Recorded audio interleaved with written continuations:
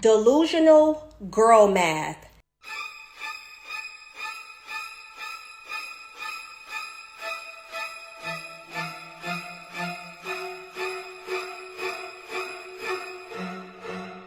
Hey, bro, come on now, dog.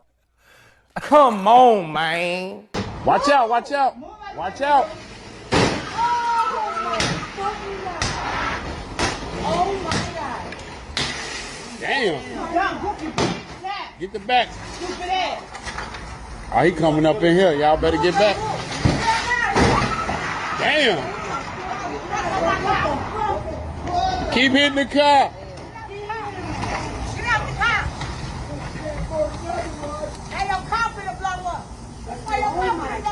You leaking antifreeze, bro. You leaking antifreeze, bro. Damn, Joe. I'm glad I came out, man, one day. I'm finna buy you a new car, boo. We don't give a fuck! Jesus! We don't give a fuck! Just wondering for you, like, how do you deal when there are pockets or moments of disrespect in your household? How do you deal with it? There's been a couple of times where she has been maybe that tone, or she has said something that I felt, it's rare, but something I felt was kind of intentionally a jab. I think this is part of every relationship. Women are going to test the boundaries. They're going to see how solid you are. They're going to see where you draw the line. And so that certainly has happened in our relationship a couple of times. And if she didn't immediately apologize for it, then this is when I'm not doing anything wrong. I haven't been disrespectful. We're in a conversation and there's some form of disrespect that I feel like I'm picking up on. I have a boundary there where I will not validate it. So I just step away from it. I'm like, okay, listen, right now you're being disrespectful to me, and I'm not being disrespectful back. I'm just clearly articulating this. You're being disrespectful to me. I'm going to give you some time to cool down, and I'm also going to cool down because I'm feeling frustrated right now because you talk to me in a way that I don't want to be talked to. And we'll come back and talk about this. And it's really important that you do come back and talk about it. You can't bury this kind of stuff. And so I will separate myself. I won't validate it. I won't try to rationalize with her or try to get her to see my point of view or try to explain to her why she was disrespectful. I will just say, hey, that felt disrespectful to me. We need a little bit of space right now. You can think about it. I'll think about it. And then we're going to come back and talk about why you felt that way so I can understand where she was coming from, why I felt that way, in a place where there's not going to be any more disrespect in a conversation that is being forced because we're trying to come to terms in that moment. That is so good. How did you learn to do that? I mean, is that, I learned. does it come natural for you, or did you have to read books, and did you have good modeling from your family? Like, how did you learn as a man to, know we're in conflict, we're going to talk it all the way through? I learned a lot of it in my first marriage because there was a lot of disrespect in my first marriage.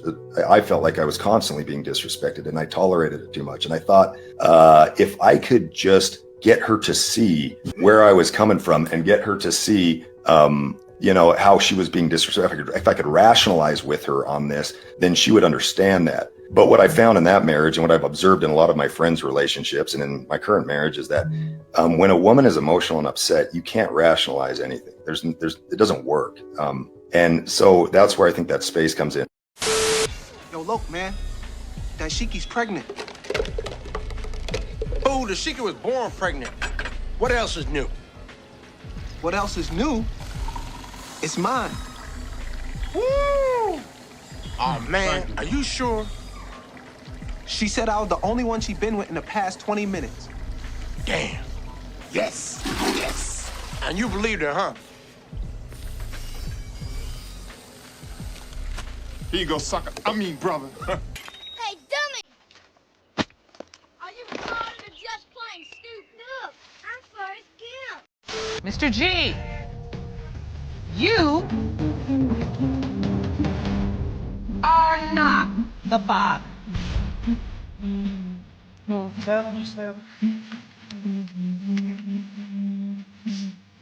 I'm sorry, Mr. G.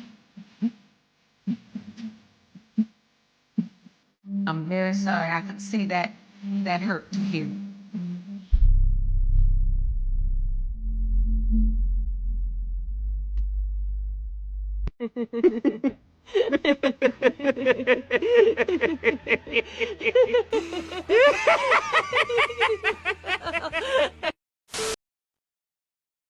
A lot of shit pisses me off. Like we got toxic relationships. This shit pisses me off the most, because a lot of people just don't know how to control their emotions, and it just ends up so fucking toxic.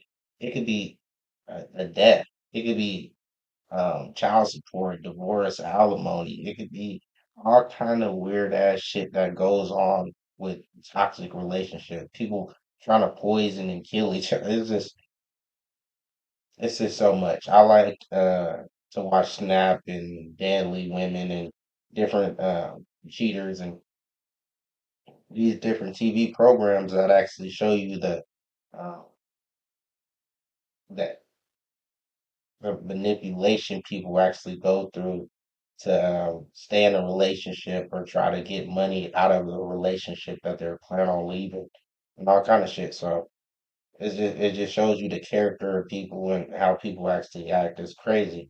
If you take time to actually watch any of these programs, you will actually see that a lot of people are self-centered. But back to this toxic relationship thing, we constantly see these things. We constantly see women screaming and yelling, or even men being aggressors or screaming and yelling. But that you don't do that too much in public because we got a lot of people that's going to come and try to defend the woman, and then you tap away and it could go crazy. It's all kind of shit that can happen. But to think that somebody goes through a toxic relationship for years on years on years and then finds out that the kid isn't even his. It's not even his. So you sit there and you go through a toxic relationship, getting screamed and yelled at through airports or restaurants or park benches or wherever the hell you're at, right? And you deal with this for years and years. And all I'm saying is, if you're in a toxic relationship, please get out of it. Please think about what you're trying to do, what you're trying to say, doing it for the kids, doing it for the marriage, doing it because you need the apartment, whatever the case might be. You just need to get out of that. Because once you get out into a clear space where you can think more clearly, breathe a little bit, you might make better life decisions. Because people like that constantly bombard you with things where you're not even able to think on the future. You're constantly thinking of the present or the past. You're never thinking towards the future. You're going to constantly argue about past shit and constantly argue about present shit, the shit that's only right here. Oh, you didn't clean out the garbage disposal like you said you would, and it still smells like old broccoli or something. I don't know. But these things keep happening, and it happens with roommates, and it happens with people that you're constantly around on a daily basis. So you gotta be careful. It could be a toxic relationship between cousins, uncles, aunties, or grannies. You're gonna be calling your damn granny, and she give you toxic information every fucking day that leads you into digressing in your life. You know what I'm saying? When you didn't need this toxic reinforcement every fucking day, you actually need positive reinforcement every day. So if you're in any type of toxic relationship, bro, get away from it. You know what I'm saying? And I put one of the worst case scenarios at the end, right, where he finds out that the kid that he was raising ain't his, the kid that he loved and endeared isn't his, and this type of stuff happens all the time. It happens more than you know. These things that I'm showing you, they happen way more than you know, and they happen in silence. They happen in the closed doors, right? Where a woman is sitting there bombarding a man, gaslighting him, making him feel bad about himself, so he can't even keep on developing his skill set, his mindset, things that he needs to do to become a better man for himself or for his kids or for the community. Because these people that we're looking at can be a great asset to the community. They just don't know where the fuck they fit in at. And this is the problem with toxic relationships and with toxic people. You're never going to be able to see where you can actually fit and make a change in society and the community that you're in, or anything like that, even in the family, just family basis. And if you don't want to think on a broad span of what you could do for your community, just think of family there. But half the time you can't even think that when you're sitting there arguing, bickering, fussing and fighting about nothing. You know what I'm saying? And I just want people to think about not being around toxic people. You know what I'm saying? And when you do be able to get peace, quiet, and freedom, shout out, coach, you will be a better person to be able to realize what your talents are, what your niche is, what you like to do, what you might want to do, and then you can actually go towards that instead of wasting your time, days, and energy, money, energy, attention, and time. My bad, coach. Anyway, you shouldn't be sitting here beating up the wall, beating up your own brain, trying to figure out where you went wrong in certain relationships. And these things happen in life, you know what I'm saying? And people got to learn how to move on and take a deep breath and understand that life keep going. As long as you living, it's gonna keep going.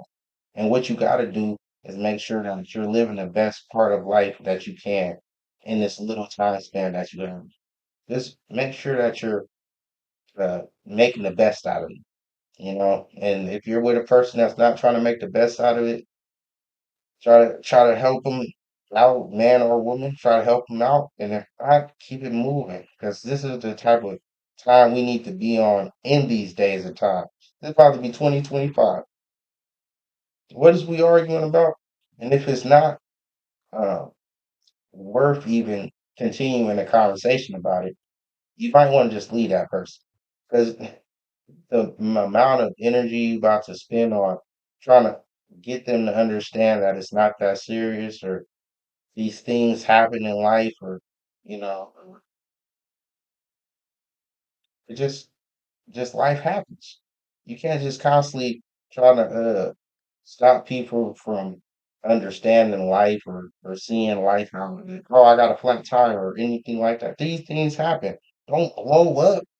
Don't start a whole argument and fight. You know, you didn't give me $80 for the tire. You got I don't know. Like it can go bad. I just want everybody to understand being in toxic relationships can easily hinder your life's purpose. And that's how deep it is. And that's how serious it is. So get away from this toxicity. Get away from the people that want to constantly argue and fight and live your best life, man. Like Luke Duval said. It is what it is, man. Silence is acceptance, and we ain't having it. Like, comment, subscribe.